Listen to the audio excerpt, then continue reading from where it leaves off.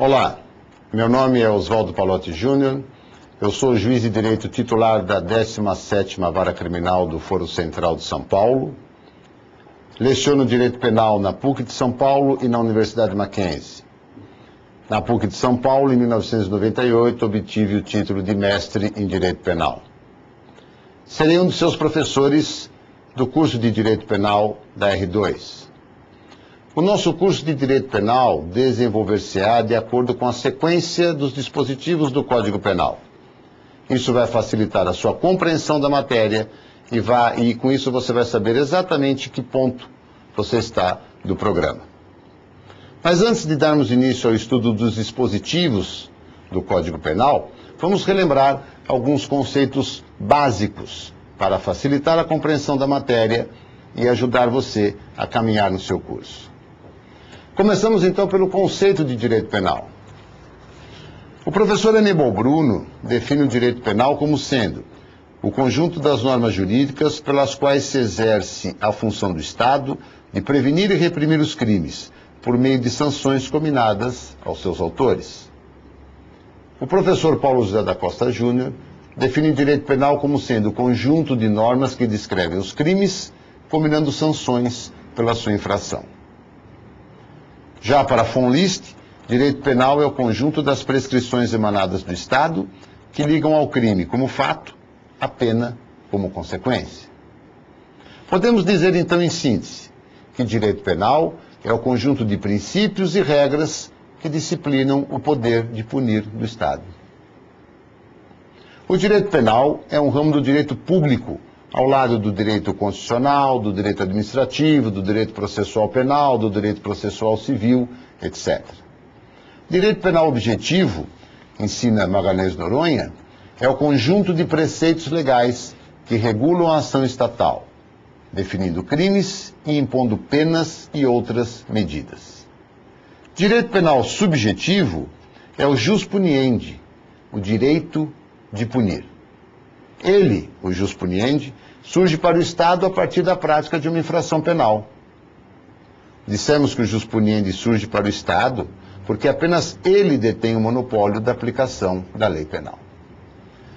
O direito penal pode ser comum ou especial. Quando a lei penal é aplicada por um órgão da justiça comum, seja ela estadual, seja ela federal, fala-se em direito penal comum. Quando a lei penal é aplicada por um órgão da justiça especial, seja ela militar, seja ela eleitoral, fala-se em direito penal especial. Não existe, como sabemos, direito penal do trabalho. O Código Penal, você se lembra, divide-se em duas partes, a parte geral e a parte especial. Na parte geral encontramos as regras gerais para a aplicação da lei penal. A parte especial se constitui basicamente em um rol de crimes e de penas. Ao lado do Código Penal, que é, no dizer de Nelson Hungria, a lei penal fundamental, há a chamada legislação penal especial ou extravagante, como, por exemplo, a lei das contravenções penais, a lei de tóxicos, a lei de tortura, o Estatuto do Desarmamento, etc., etc. Vistos esses conceitos básicos, podemos agora passar ao exame dos principais dispositivos que compõem a parte geral do Código Penal. O primeiro artigo do Código Penal cuida do fundamento, da base, do alicerce, que dá sustentação a todo o sistema de direito penal. O princípio da legalidade, o princípio da reserva legal em matéria penal, ou ainda, o princípio da anterioridade da lei penal. Diz o artigo 1º do Código Penal: não há crime sem lei anterior que o defina. Não há pena sem prévia cominação legal. Anselmo de Feuerbach, eminente penalista alemão, sintetizou o princípio na fórmula nullum crimen, nulla pena, sine praevia lege. Mas falamos aqui em princípio da legalidade, falamos que Anselmo de Feuerbach sintetizou o princípio na fórmula nullum crimen, nulla pena, sine praevia lege, mas afinal, o que é um princípio? Miguel Reale explica que princípio é uma verdade fundamental.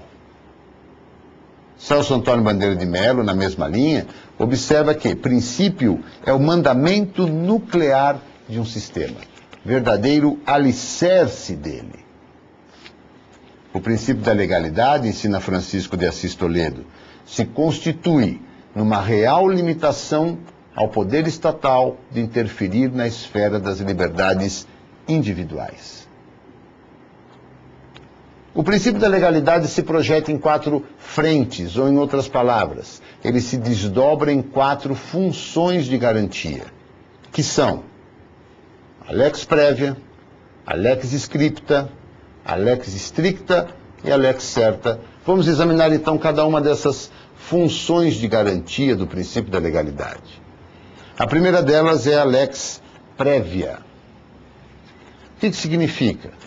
Significa que a lei penal deve ser anterior ao fato que se pretende ter como criminoso. Portanto, não podem retroagir as leis penais que criem figuras delituosas novas ou que agravem de qualquer modo a situação do réu.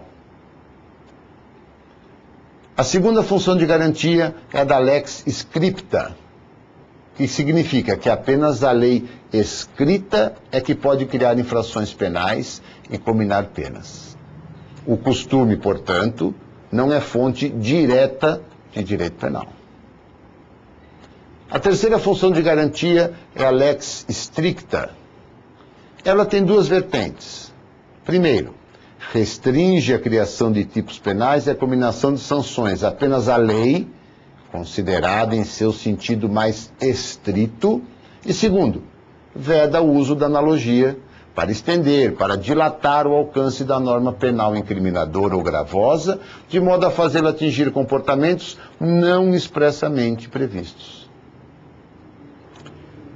Lei, em seu sentido mais estrito, anote isso, é aquela que resulta do processo legislativo estabelecido pela Constituição da República. Portanto, medida provisória não pode, em nenhuma hipótese, cuidar de matéria penal, já que medida provisória não é lei em sentido estrito. Ela tem força de lei, mas ela não é lei em sentido estrito. A emenda constitucional número 32, de 11 de setembro de 2001, entre outras providências, alterou o artigo 62 da Constituição Federal, proibindo expressamente a edição de medida provisória relativa a direito penal, processual penal e processual civil, numa demonstração inequívoca de que medida provisória não pode, e aliás, nunca pôde, tratar de matéria penal. O terceiro corolário do princípio da legalidade é a lex certa. Essa função de garantia exige que a lei penal seja clara, de pronta compreensão, de fácil entendimento. Como ressalta Luiz Vicente Senicchiaro, o crime não é qualquer ação, mas ação determinada. Grave isso também. O crime não é qualquer ação, mas ação determinada, e determinada pela lei. Viola o princípio da legalidade, portanto, o artigo 40 da Lei dos Crimes Ambientais, a Lei 9.605 de 98. Acompanhe a leitura. Diz o artigo 40 da Lei dos Crimes Ambientais: causar dano direto ou indireto às unidades de conservação e às áreas de que trata o artigo 27 do Decreto 99.274, etc., etc., etc., pena reclusão de 1 a 5 anos. A expressão dano direto ou indireto cria uma situação de franca perplexidade. Se a proposição causar dano direto já contém uma inescondível imprecisão, o desconforto do intérprete é ainda maior com o termo dano indireto, porque ele é mais impreciso ainda. A indeterminação dos termos daquele dispositivo compromete irremediavelmente sua validade jurídica. Citando novamente o professor Luiz Vicente Senicchiaro, diríamos que a descrição genérica por não contar com qualquer parâmetro, confere ao intérprete liberdade que não se compadece com o princípio da legalidade. Visto isso, podemos concluir que apenas quando as 4 funções de garantia estiverem satisfeitas é que se poderá afirmar que o princípio da legalidade foi reverenciado. Podemos passar então agora ao exame do artigo 2º do Código Penal, que cuida dos princípios de direito penal intertemporal. Diz o artigo 2º do Código Penal. Acompanhe a leitura mais uma vez. Ninguém pode ser punido por fato que lei posterior deixa de considerar crime, cessando em virtude dela a execução e os efeitos da sentença condenatória. E o seu parágrafo único estabelece: a lei posterior, que de qualquer modo favorecerá o agente, aplica-se aos fatos anteriores, ainda que decididos por sentença condenatória transitada em julgado. O artigo 2º do Código Penal estabelece as regras que devem ser observadas relativamente à lei penal nova. O dispositivo que acabamos de ler está em perfeita sintonia com o que está escrito no artigo 5º, inciso 40 da Constituição da República, que diz que a lei penal não retroagirá, salvo para beneficiar o réu. José Frederico Marx apresenta a melhor divisão para se estudar esse tema. De acordo com o professor, há 4, e apenas 4 hipóteses relativamente à lei penal nova. São elas: primeira hipótese, a lei penal nova suprime normas incriminadoras antes existentes. É a chamada abolitio criminis. A lei nova, então, exclui do ordenamento jurídico fato anteriormente considerado crime. Faz desaparecer com isso todos os efeitos penais da condenação criminal. Grave isso. A abolitio criminis faz desaparecer os efeitos penais e apenas os efeitos penais da condenação criminal. Naturalmente, quando esta já tenha ocorrido. Por força do que estabelece o artigo 2º caput do Código Penal, a lei nova que suprime normas incriminadoras antes existentes retroage.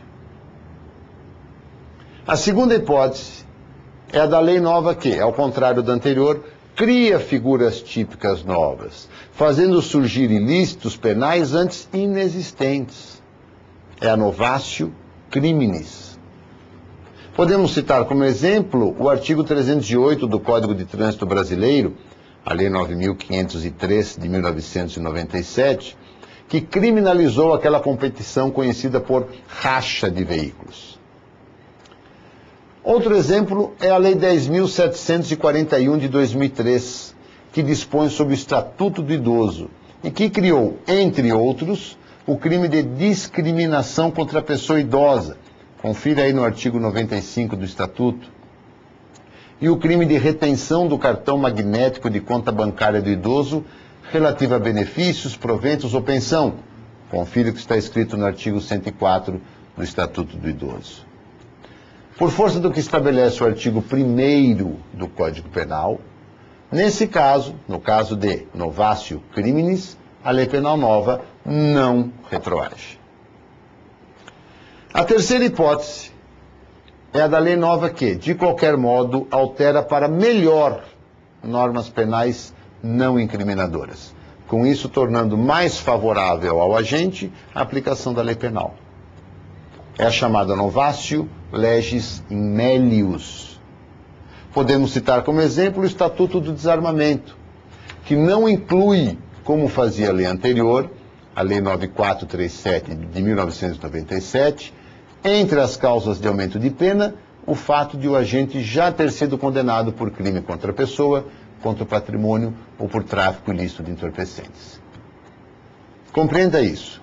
A Lei 9437 de 1997 estabelecia uma causa de maior punibilidade da conduta, que era o fato de o agente já ter sido processado por crime contra a pessoa, tráfico de entorpecentes, etc.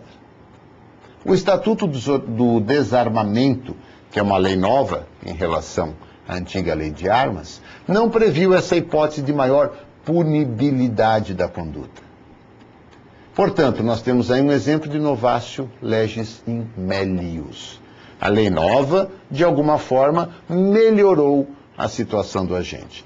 Por isso, por conta do que estabelece o artigo 2º caput do Código Penal, nessa hipótese, a lei nova retroage. A quarta e última hipótese é a da lei nova que, de qualquer modo, ao contrário, agrava a situação do agente. Altera de maneira desfavorável ao agente norma penal não incriminadora. É a chamada novatio legis impejus.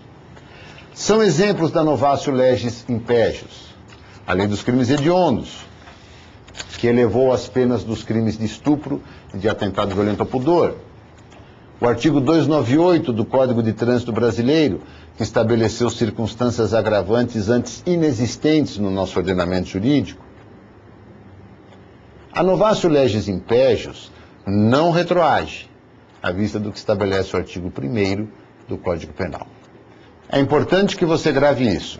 Há apenas quatro hipóteses relativamente à lei penal nova. Primeira hipótese: a lei penal nova suprime normas incriminadoras antes existentes, por isso retroage. Segunda hipótese: a lei penal nova, ao contrário da anterior, cria figuras típicas novas, fazendo surgir ilícitos penais antes inexistentes, ela não retroage. Terceira hipótese: a lei penal nova, de alguma forma, altera para melhor normas penais não incriminadoras, com isso tornando mais favorável ao agente a aplicação da lei penal. Nessa hipótese, a lei penal nova retroage. E, por fim, a lei penal nova, de qualquer modo, agrava a situação do agente. Altera de maneira desfavorável a ele norma penal não incriminadora. Nessa hipótese, ela não retroage. A retroatividade benéfica não sofre limitação alguma, já que ela alcança, inclusive, os fatos já decididos por sentença condenatória irrecorrível, como evidencia o parágrafo único do artigo 2º do Código Penal.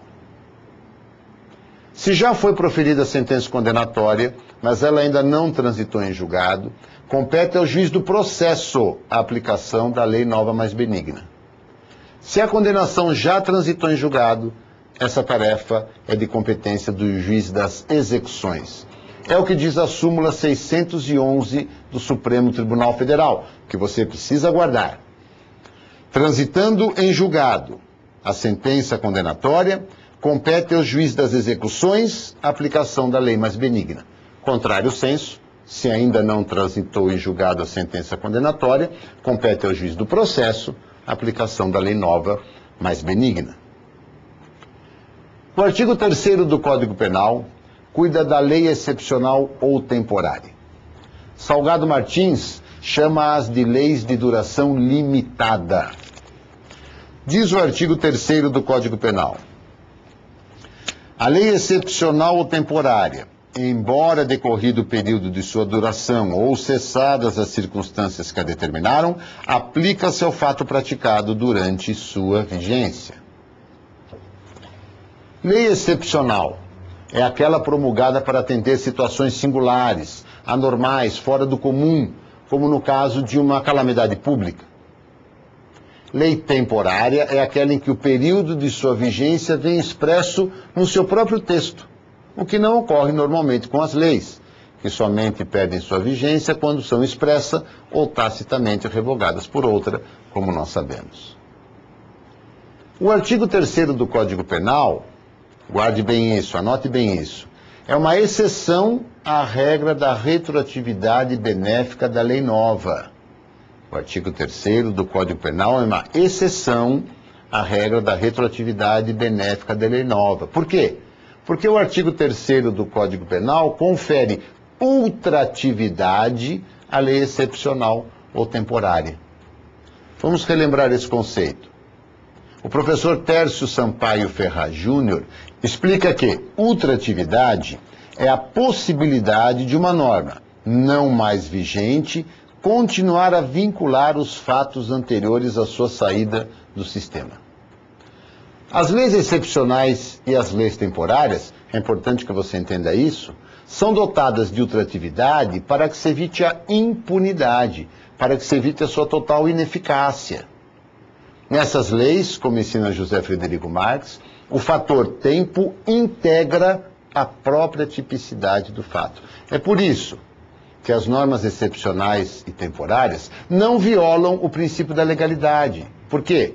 Repito, para o professor José Frederico Marx, o fator tempo integra a própria tipicidade da conduta. Justamente por isso, então, a regra do artigo 3º do Código Penal não conflita com o princípio da legalidade. O artigo 4º do Código Penal trata do tempo do crime. Diz o artigo: considera-se praticado o crime no momento da ação ou omissão, ainda que outro seja o momento do resultado.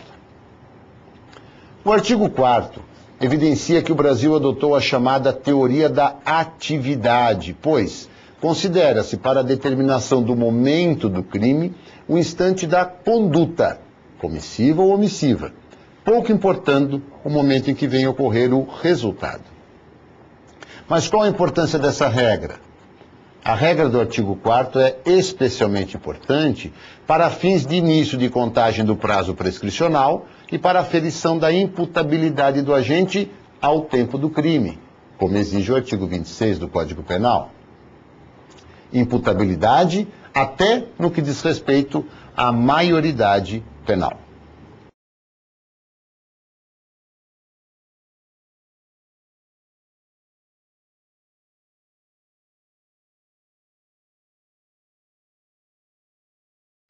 Passemos ao exame do artigo 5º do Código Penal. E aqui eu peço a sua especial atenção, porque o artigo 5º versa sobre um tema complicado, um tema que exige bastante atenção no seu estudo. O artigo 5º do Código Penal versa sobre a eficácia da lei penal no espaço, ou, como diz Francisco de Assis Toledo, versa sobre princípios de direito penal internacional. Acompanhe a leitura do caput do artigo 5º. Aplica-se a lei brasileira, sem prejuízo de convenções, tratados e regras de direito internacional, ao crime cometido no território nacional. Paulo José da Costa Júnior explica que o território constitui a medida espacial da eficácia do ordenamento jurídico do Estado. Há casos, no entanto, em que um comportamento criminoso interessa a mais de um Estado. 5 princípios enfrentam essa questão. Cada Estado adota, claro, aquele que lhe parecer mais conveniente. Os 5 princípios são: primeiro, o princípio da territorialidade. Segundo, o princípio da nacionalidade. Terceiro, o princípio da defesa. Quarto, o princípio da justiça penal universal. E quinto, o princípio da representação, como você está vendo aí na sua tela. Vamos examinar ainda aqui rapidamente cada um desses princípios. O primeiro deles é o princípio da territorialidade. Significa que a lei penal apenas tem aplicação no território do Estado de onde provém. O segundo princípio, o princípio da nacionalidade, diz que a lei penal do Estado aplica-se a seus cidadãos onde quer que se encontrem. O terceiro princípio, o princípio da defesa, leva em conta a nacionalidade do bem jurídico lesado pela conduta criminosa. São irrelevantes, portanto, o local do crime ou a nacionalidade do sujeito ativo do crime. O quarto princípio é o princípio da justiça penal universal. O criminoso deve ser julgado e punido onde se encontrar, e segundo as leis do país onde se der o julgamento. O quinto e último princípio é o princípio da representação. A lei penal de determinado país é também aplicável aos fatos criminosos cometidos em aeronaves e embarcações nacionais privadas que estejam no estrangeiro, desde que ali, no estrangeiro, não tenha havido julgamento. Da leitura do artigo 5º caput do Código Penal, você já deduziu que o Brasil adotou o princípio da territorialidade. Mas com exceções. O caput do artigo 5º do Código Penal diz que a lei penal brasileira aplica-se ao crime cometido no território nacional, mas expressamente ressalva as convenções e os tratados que tenham sido firmados e ratificados pelo Brasil, e também ressalva as regras de direito internacional. É por isso que se diz, então, que o Brasil adotou o princípio da territorialidade temperada. Além disso, em algumas das hipóteses do artigo 7º do Código Penal, verifica-se que a lei penal adotou outros princípios, que não o da territorialidade. Por exemplo, no artigo 7º do Código Penal, adiantando um pouco o exame do artigo 7º, nós verificamos que ficam sujeitos à lei brasileira, embora cometidos no estrangeiro, inciso 1, os crimes, letra A, contra a vida ou a liberdade do presidente da República. Então, os crimes contra a vida ou a liberdade do presidente da República, ainda que praticados no estrangeiro, por uma pessoa residente no estrangeiro e nascida no estrangeiro, relativamente a esse crime, aplicar-se-á a lei penal brasileira. Então aí nós não estamos diante do princípio da territorialidade, e sim diante do princípio da defesa. Algumas considerações agora sobre as chamadas imunidades diplomáticas.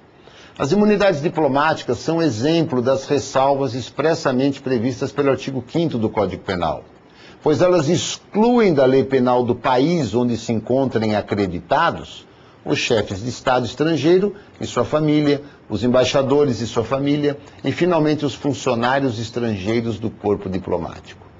A exceção decorre da função exercida por essas pessoas, que em seu país de origem responderão pelo crime praticado. Magalhães Noronha observa que as imunidades diplomáticas não excluem o crime, apenas deferem a outro país a sua apreciação. É importante lembrar isso. Os cônsules, agentes administrativos, não gozam das mesmas imunidades, salvo nos casos de convenções em contrário. Outro aspecto interessante para gravar, que isso pode cair no seu exame. As sedes diplomáticas, por exemplo, as embaixadas, não são mais consideradas extensão de território estrangeiro. As embaixadas não são mais consideradas extensão de território estrangeiro. O parágrafo 1º e o parágrafo 2º do artigo 5º cuidam da aplicação da lei penal nas embarcações e aeronaves.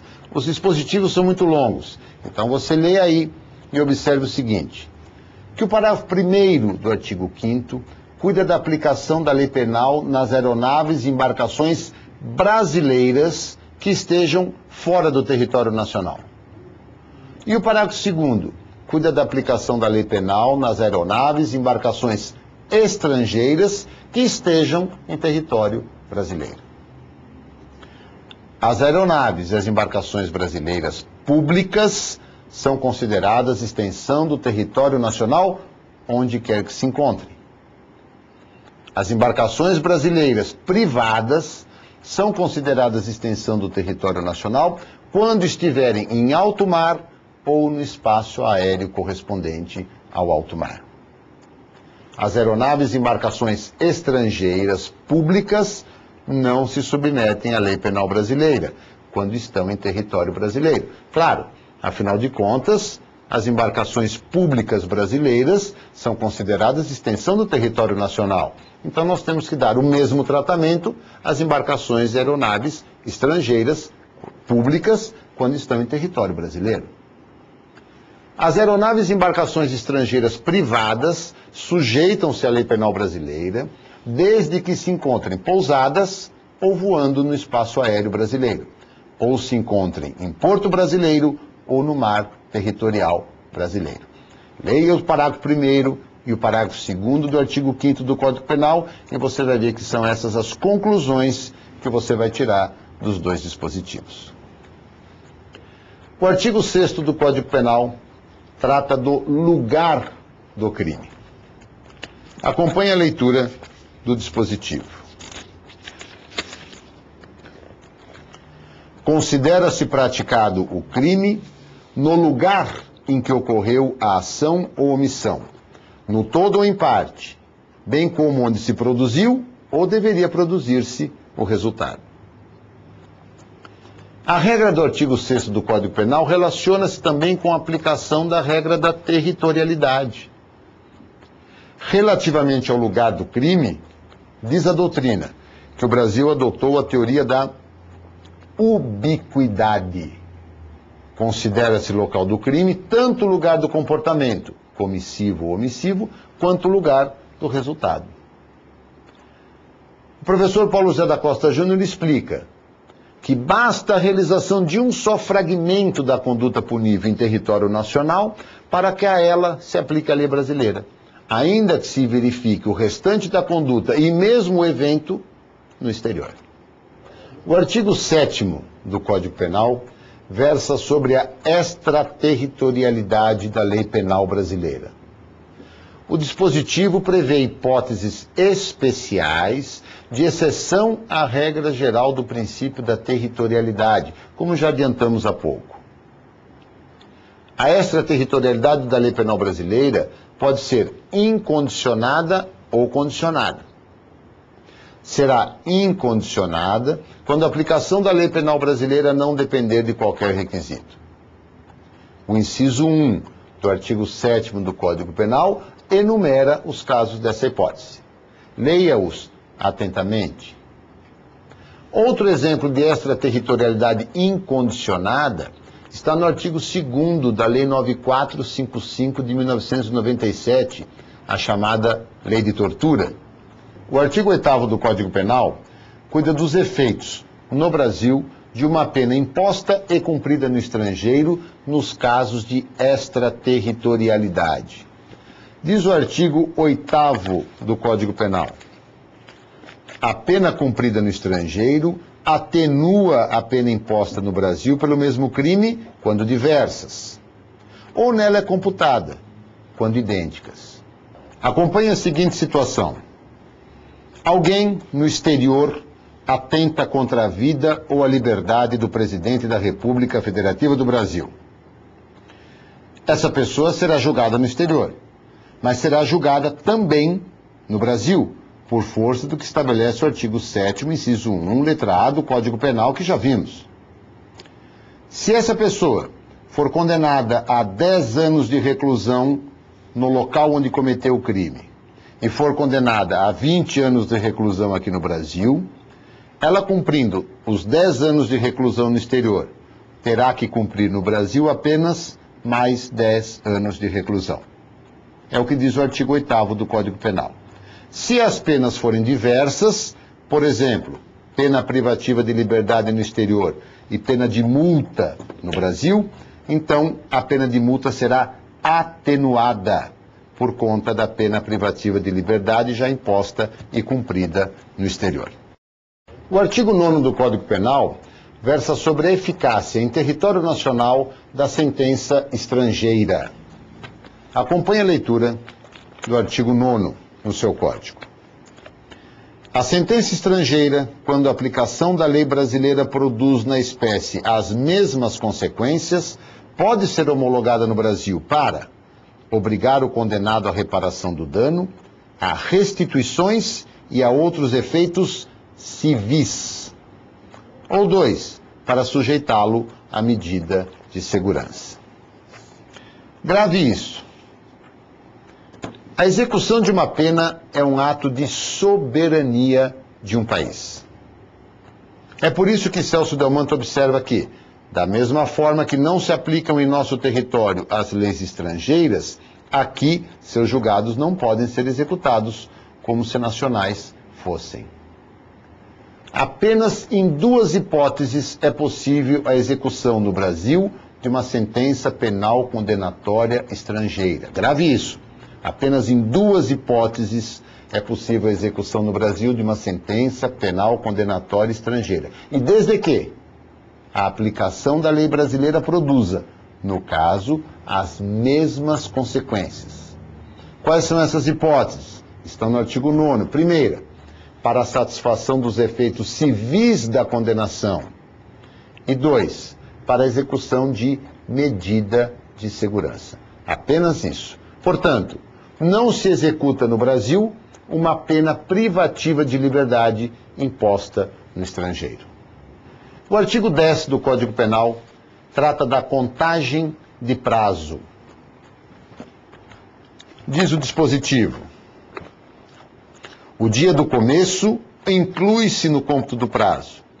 Contam-se os dias, os meses e os anos pelo calendário comum.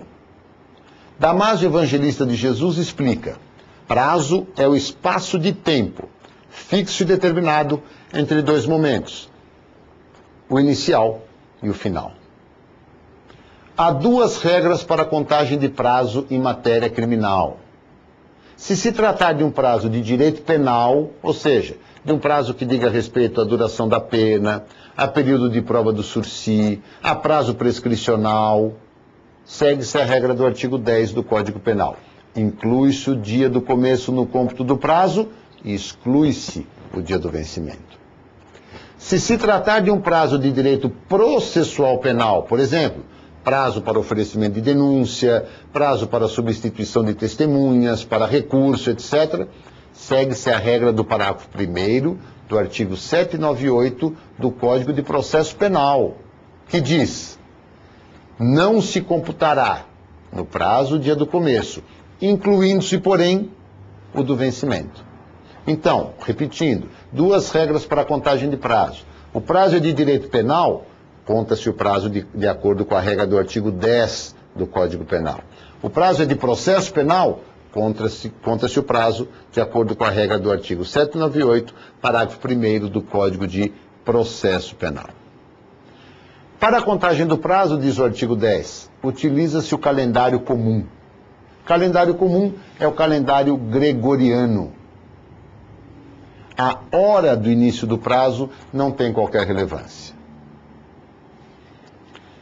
O artigo 11 do Código Penal cuida das frações não computáveis da pena. Diz o dispositivo: desprezam-se nas penas privativas de liberdade e nas restritivas de direito as frações de dia, e na pena de multa as frações de cruzeiro. As frações de dia, nós sabemos, são as horas. Portanto, não se computam nas penas privativas de liberdade e nas penas restritivas de direitos as horas. Na pena de multa desprezam-se os centavos, que são as frações de real. Não podem ser desprezadas, não esqueça disso, as frações de mês e as frações de ano. As frações de mês devem ser reduzidas a dias e as frações de ano devem ser reduzidas a meses. Para encerrar nossa aula de hoje, vamos cuidar do artigo 12 do Código Penal, que trata da legislação especial. E vem assim redigido: as regras gerais deste Código aplicam-se aos fatos incriminados por lei especial, se esta não dispuser de modo diverso. As infrações penais estão descritas no Código Penal e em leis extravagantes. Não há, evidentemente, hierarquia entre esses textos. Mas as regras gerais do Código Penal aplicam-se às leis extravagantes quando elas não disponham de modo diverso sobre determinado assunto. É por isso que, como já adiantamos, Nelson Hungria diz que o Código Penal é a lei penal fundamental. Com isso, terminamos o exame do título 1 da parte geral do Código Penal, que trata da aplicação da lei penal. Reveja essa aula, leia a sua apostila. Como já foi dito, é indispensável que você tenha disciplina no seu estudo. Dê bastante atenção, dê uma atenção reforçada aos artigos 1º, 2º e 5º do Código Penal.